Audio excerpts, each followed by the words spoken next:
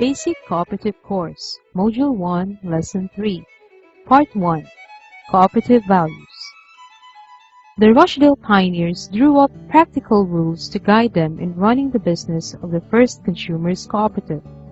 These rules were consolidated later into the 8 Rochdale Principles that were adopted by cooperatives in other parts of the world. In 1937, the International Cooperative Alliance, or ICA, which is the global body representing all cooperatives, made the first revision to the principles to make them more applicable to all types of cooperatives. It called these principles the Rochdale Principles of Cooperation. ICA made another revision in 1966 to reflect the realities of the growing cooperative movement worldwide and referred to them as the Cooperative Principles. Finally, in 1995, after a series of consultations conducted around the world, the ICA Congress and General Assembly adopted what is now known as a Statement on the Cooperative Identity, which enunciates the cooperative values and principles that all cooperatives now adhere to. It should be noted that of the original 8 Rochdale Principles, 5 remain through the 3 revisions of the Cooperative Principles made by ICA.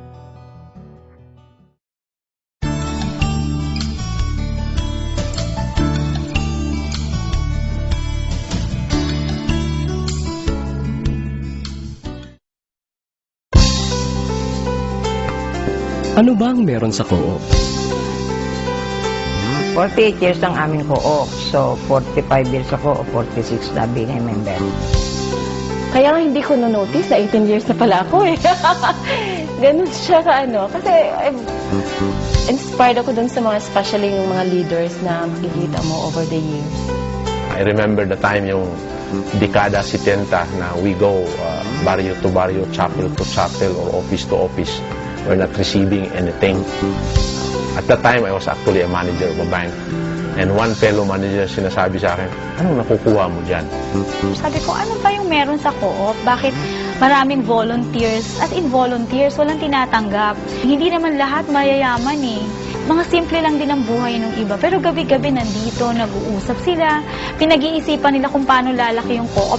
Ano nga ba talaga ang meron sa co-op?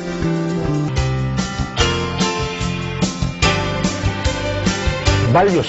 I think we should never forget the co-op values. Karoon ng common bond of interest, yung spirit of cooperativism. Kasi ito ang konsepto natin, pagtulong-tulong sa bawat isa.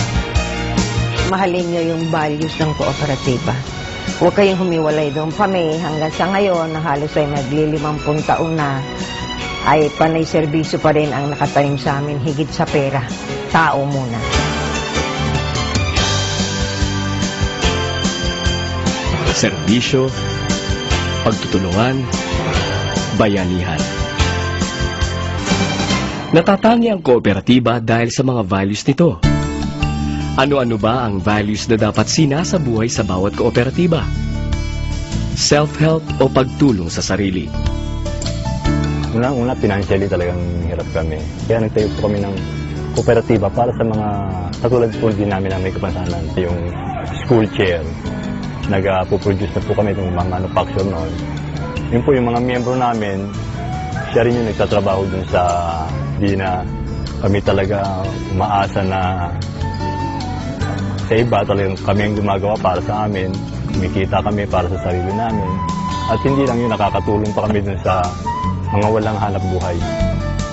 Kung may pagtulong sa sarili, dapat may kusa. Handang gampanan ng mga tungkulin bilang miyembro nang hindi na kailangan pang pilitin. May self-responsibility, ika nga. Mayroong sabi na yung mga mahihirap, hindi yun makabayad sa utang. Pero na-prove dito sa Baog na mas madali silang magbayad sa utang compared to other people na mayroong malalaking income. Kasi andun na nila yung tinatawag natin na sense of responsibility dito sa co-op. Na-focus namin doon sa values kung ano ba talaga yung tungkulin nila doon sa kooperatiba. Pagkatapos, andun na yung confidence, trust sa kooperatiba sa inyo. Halimbawa, karoon sila ng credit line na 10,000. Alagaan niyo yun kasi wala nang makapagbigay sa inyo. So, nakita yung mga membro namin na talagang babayaran nila. Ilan pa sa mga values ng kooperatiba ang equity and democracy. Sa equity, bawat miyembro may binibigay na kapital. At kahit maliit lang ito, nagiging isa na siya sa may-ari ng kooperatiba. Dahil ang mga miyembro may-ari ng kooperatiba, sila rin na namamahala rito. Yun ang tinatawag na democracy. Ang co-op is self-governed by the members. Siyempre, kailangan nilang maglagay ng share capital. At ang napakahalaga dun pag sila sumali, may-ari sila. So, pandaig pa nila tumama sa loto. Yung pagpili ng mga officers ng co-op called Board of Directors, yung mga members ang nag-elect. Ganun. Tapos yung mga policy din, and also the Board of Directors reports to the Assembly. We have the right to voice out our opinion. Suppose if we are against the resolution, the board resolution, we can voice out our idea. At ang lahat ng mga miyembro pantay-pantay. Isang tao, isang boto. Kahit ano pang posisyon o kahit iba-iba ang laki ng kontribusyon. Yon ang cooperative value na equality. Basta fair kami sa lahat ng. Hindi yan dapat makontrol na isa na kung malaki ang ambag mo o share mo sa co-op, ay makapangyarihan ka na. Yung ordinary yun, grassroots yung membro mo. Pero they feel that they are very important. Para bang, kasi kung kadalasan niya, experience nila, pupunta silang bangko, they will not be treated like a valued client. But here, we treat our members, whether small or big, similarly. Honesty and openness ay dalawa pa sa values ng kooperatiba. Kung tapat at walang itinatago, madaling magtiwala sa co-op. Kasi like yung dito kasi ang tinuro sa amin, yung maging very honest ko. Na kahit walang nakatingin sa'yo, dapat ginagawa mo yung trabaho mo. Pumasok ako sa isang corporation na medyo hindi maayos yung pagpapatakbo nila, saka yung values, hindi naaayon sa values na natutunan ko dito. Yung dalawa yung libro eh. Isang libro pang BIR, isang libro pang kanila para alam nila kung totoong kumikita sila. Nung hawak ko yung libro sa San Dionisio during that time, isa lang talaga yung libro. Kung ano yung kita, yan talaga. Yung transparency po ng aming mga ginagawa. Kasi mas maganda yun na alam po nila yung in and out po ng ating negosyo para naman po manatili yung trust and confidence nila kasi they are the one that invest their money in the cooperative. Dito po sa co-op, kaya po lumago ito kasi ang mga staff po nito at ang BOD po dito, pawa pong may takot sa Diyos. Mga honest po sila, mga mabuting tao. Siguro ang pinakapuso ng kooperatiba ay makikita sa dalawa pa nitong values. Ang social responsibility at yung caring for others. Tinatawag namin total member care. Ang number one foremost doon talaga is we try to provide quality service to our members. Kung anong needs niya, we will address it. Anong kailangan niya, talagang pinag-uusapan namin yan. So that's very important to us. And then we find ways how to deliver these services as fast, as efficient as we can. At saka yung may puso ka talaga.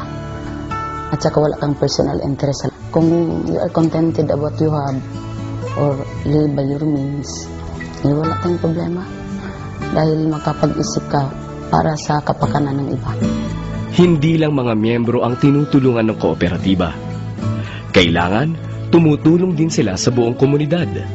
No, kasi ko ang mga members, they don't live in a vacuum, di ba? They live in a community. So meron din tayong advocacy programs, for example, sa gender, yung participation ng youth.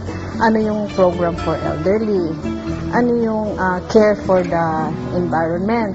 Yung aming mga tulungan, nagkakaroon sila ng activity na naglilinis ng karsada, kanya-kanyang street sila. Noon naman kapanahunan ng dengue, naglinis sila ng mga estero dun sa street nila na talagang merong canal area na malaki na pwedeng pagbahayo ng mga lamok. Ang malasakit ng co-op sa bawat miyembro at sa lipunan ay makikita sa pagiging service-oriented nito. Iba't ibang klaseng serbisyo ang ibinibigay ng mga co-op. Mga serbisyong angkop sa mga pangangailangan ng mga miyembro, tulad ng pagpapautang, livelihood training, health services, education, housing, infrastructure gaya ng mga daan, kuryente, at marami pang iba. Nagagawa ang lahat ng ito dahil may solidarity, may pagkakaisa sa loob ng kooperatiba. Ako kayo binuaton tungod kay ang poste nga ipang butang na to diya sa linya nga naigo sa sulbi sa taga-Sibiko na sa kaliwas bukid niya ang taga-Sibiko dili kay sila maka tunga sa bukid tungod sa lisod nga agion na desisyonan sa kooperatiba nga muhatag og mga asistan o tanan mga kinahanglanon mga tao pagkaot sa mangutangan sa poste niya hakot sa poste gikan sa karsada ngadto pinang sa bukid nga among gikalutan. Naghukay kami nilagyan ng poste, hinila namin yung mga wire na walang kahit anumang bayad na ami ato yung mga 20 katao hantod nga ang uban namang mga kaigsunan o bang membro nasibot sa mga sunod adlaw daghan namin nga ning tabang hantod nga nahimo nga napagaan ang mga trabaho. Sa pagtutulungan na yon, ang isang napakahirap na barangay na malayo sa syudad ay unti-unting umunlad. Dahil sa kooperatiba, ang Lamak ay nagkaroon ng simbahan, health services, livelihood, resort na nagsisilbing training center, at isang farm-to-market road sa gitna ng bundok. Prayer nga, magkaroon po sila ng road. Part of the dividend and patronage plan na sana matatanggap po ng member, the voluntary o donated it para po i-subsidize po yung fuel. The spirit of voluntarism, galing po yung sa kanila pong paniwala na ito po yung gusto ng Lord. Nung ano yung talent at skills na bigay sa iyo ng Lord, limited resources, then ipon-ipunin po natin yun. Then we can do miracle in the countryside. Mga taong tapat sa paglilingkod. Mga taong nagmamalasakit sa kapwa at sa lipunan. Mga taong nagkakaisa at nagtutulungan para sa kapakanan ng lahat. Pananaw ko talaga yung kung anong makukuha ko, pero naiba po yung takbo na kinakailangan pala na isipin mo kung paano ka makatutulong sa iyong kapwa. Cooperation ng mga tao na may isang pananaw, isang adhikain sa buhay. Yung sakripisyo, importante sa amin. Yung volunteerism, hindi namin nakakalimutan yun. Kailangan talagang transparent. At saka mayroong commitment, honest. Kasi yun ang napakahalaga at nagpapatibay sa amin sa isang samahan. So hindi lang pera ang tinitignan, kundi ang mga tao, ang samahan, ang mga pag-uugali, ang mga values.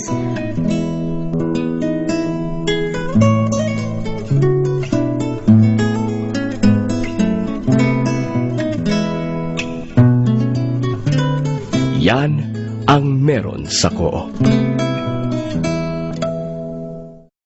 Now that we have understood the meaning of the 10 cooperative values, let's put these values in relation to one another. These values should really be seen together because they reinforce one another. Look at the 5 values at the bottom or first level. What's common among them? It is that these values belong to the self only. These are the values that every cooperator should understand and internalize.